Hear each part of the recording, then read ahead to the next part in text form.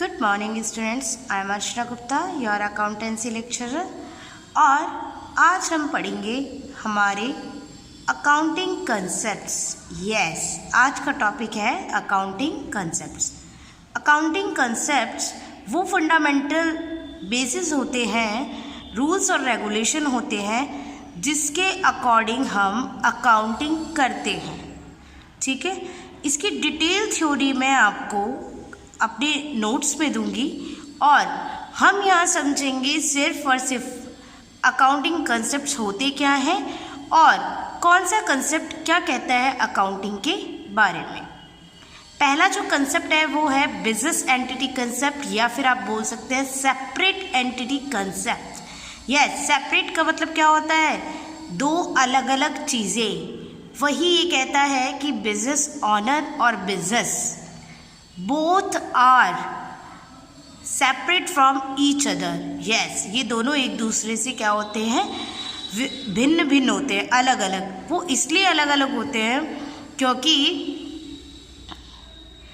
ये कंसेप्ट क्या करते हैं हमारे, ये बोलता है, इसी कंसेप्ट के कारण हम जब बिजनेस ऑनर बिजनेस स्टार्ट करते वक्त जो पैसा, जो पूंजी, जो मनी बिजनेस को स्टार्ट करने में लगाता है उसे हम बिजनेस के लिए लायबिलिटीज़ मानते हैं। इसीलिए हम बैलेंस शीट में कैपिटल को लायबिलिटी साइड दिखाते हैं। क्यों? क्योंकि वो बिजनेस के लिए लायबिलिटी होती है। अगर बिजनेस और बिजनेसमैन को एक ही माना जाता तो बिजनेस की जो बुक्स है वो अलग से रखने की ज़रूरत नहीं होती। ठीक है, सेपरेट एंटिटी इसीलिए माना जाता है कि अगर बिजनेस में बिजनेसमैन कोई पैसा लगाए तो बिजनेस के लिए वो लायबिलिटी है, और अगर वही पैसा बिजनेसमैन बिजनेस से अपने पर्सनल यूज़ के लिए निकाले तो वो विड्रॉल है, ड्राइंग्स है। तो इसी कंसेप्ट के कारण हम कैपिटल को लायबिलिटी साइड दिखाते हैं। और यही कंसेप्ट ये बताता है कि बिजनेस में मैन की अगर कोई पर्सनल चीज़ें हैं और उससे कुछ पर्सनल ख़रीदा है जिसका यूज़ बिजनेस में नहीं, वो अपने पर्सनल यूज़ के लिए करता है, तो उस वस्तु को हम कंसिडर नहीं करते, उस वस्तु का, उस थिंग्स का हम रिकॉर्ड बुक्स में नहीं रखते। इसीलिए ये सेपरेट एंटिटी हमें एक कंसेप्ट सिखाता है कि बिजनेसमैन और बिजनेस ऑनर दोनों अलग हैं और बुक्स भी दोनों की अलग अलग ही बनती है। बिजनेस अपनी बुक्स को रखता है, अपनी चीज़ों की अकाउंटिंग करता है, अपनी एसेट्स और लायबिलिटीज़ की अकाउंटिंग करता है। बिजनेस ऑनर की एसेट्स और लायबिलिटी से बिजनेस को कोई भी, किसी भी तरह का कोई भी मतलब नहीं होता है। अब हम पढ़ेंगे हमारा नेक्स्ट कंसेप्ट। नेक्स्ट कंसेप्ट है हमारा मनी मेजर कंसेप्ट, और यह बोलता है, मनी मेजरमेंट कहता है कि हम उन्हीं ट्रांजैक्शंस और हैपनिंग्स मतलब घटनाओं को सम्मिलित करें या इंक्लूड्स करें जिन्हें मॉनेटरी टर्म्स में नापा जा सकता है। मेजरमेंट उनका मॉनेटरी टर्म्स में किया जा सकता है।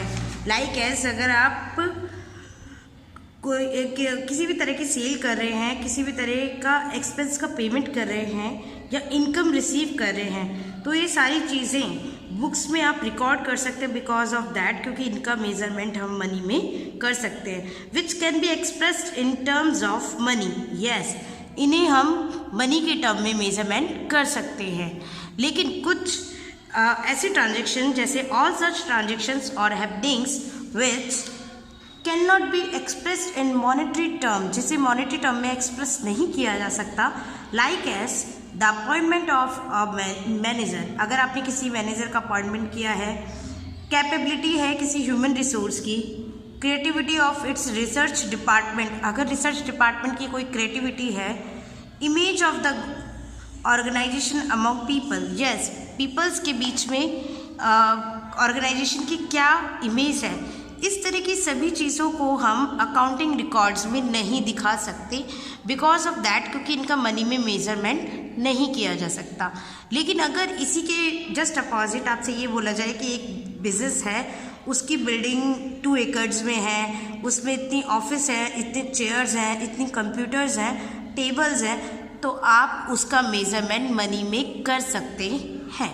तो ये जो कंसेप्ट है मनी मेजर कंसेप्ट, वो यही कहता है कि अकाउंटिंग रिकॉर्ड्स में आप उन्हीं ट्रांजैक्शंस और हैपनिंग्स को लिखेंगे जिनका मनी में मेजरमेंट किया जा सकता है। नेक्स्ट हम देखेंगे गोइंग कंसर्न कंसेप्ट। ये बोलता है कि बिजनेस बहुत लंबे समय तक चलेगा और इसीलिए हम गोइंग कंसर्न कंसेप्ट कहता है कि ये बहुत इम्पॉर्टेंट कंसेप्ट है और बिजनेस आपका लंबे समय तक चलेगा, लेकिन उसकी फेयर आपको ऑपरेशन को जो है वो फेयर डील करना पड़ेगा। इसका मतलब ये है कि जो आपकी बिजनेस लंबे समय तक चलेगा, असेट्स लंबे समय तक चलेगी, उसे हम एक टाइम पीरियड में, ये तो है नहीं कि अगर आज हम कोई असेट्स खरीदते हैं तो वो हमारे बहुत लंबे टाइम बिजनेस जब तक चलेगा तब तक वो चलेगी, ऐसा बिल्कुल नहीं है। मान लीजिए आपने एक कंप्यूटर ख़रीदा है और वो कंप्यूटर मैक्सिमम हमें 5 to 10 years सर्विस प्रोवाइड करा सकता है, तो क्या हम उसे बिजनेस की बैलेंस शीट पे हमेशा दिखाते रहेंगे? नहीं। और अगर नहीं, उसकी कॉस्ट अगर हम स्टार्टिंग की जो प्राइस है, कॉस्ट प्राइस है, उसी पे दिखाते रहेंगे तो डेफिनेटली वो लंबे समय तक हमारी बैलेंस शीट में दिखाई देता रहेगा। इसलिए असेट्स पे ये कंसेप्ट बोलता है कि आप डेप्रिसिएशन लगाएं, क्योंकि वो असेट्स एक टाइम पीरियड के बाद हमें सर्विस नहीं दे पाएगी। तो इसलिए डेप्रिसिएशन का जो कंसेप्ट है वो गोइंग कंसर्न कंसेप्ट से ही आता है। आगे के कंसेप्ट्स हम हमारे नेक्स्ट वीडियो में पढ़ेंगे और इसके नोट्स मैं आपको आज भेज दूंगी, तो आप इन्हें लिखिएगा अपनी नोटबुक में। Thank you very much.